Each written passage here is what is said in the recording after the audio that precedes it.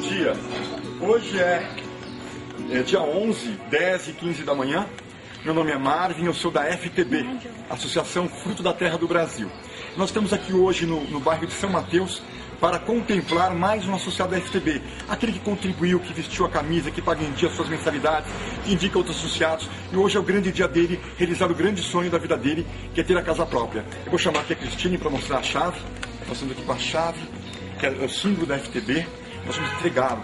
Estamos também aqui com o irmão da Cristine. Gabriel, vem cá. Gabriel, vem cá. Vem cá. Então, nessa missão eu não estou sozinho. Eu estou com o Gabriel também. Nós vamos lá agora. Ele não está sabendo. O nome dele é? Reinaldo. Reinaldo é o nosso associado que contribuiu, que vai ganhar a chave. Nos acompanhe. Nós estamos na Rua do Associado. O nome dele é Reinaldo Matos de Oliveira. Ele está ali, ó. Mostra a câmera. É aquele de regata, tá vendo? Ele não sabe, está olhando, mas não sabe o que está acontecendo. Vamos lá dar notícia para ele. Vem com a gente. Vamos lá, pessoal.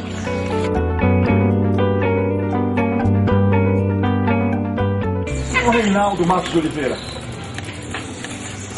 O senhor vem, não? Não?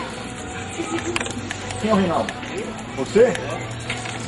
Esse aqui é o Reinaldo, olha. Ele que é o responsável aqui para essa casa, para a família dele, é isso? Isso. Parabéns, Reinaldo.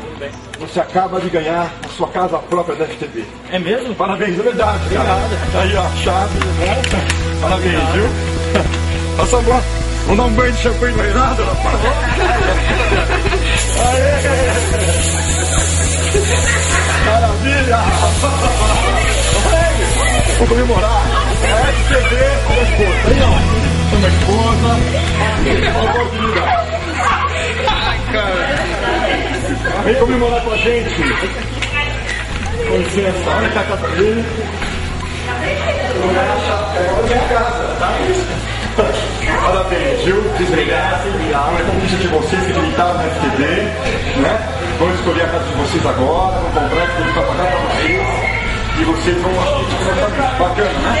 Eu vou passar Dá um bom. Que bom.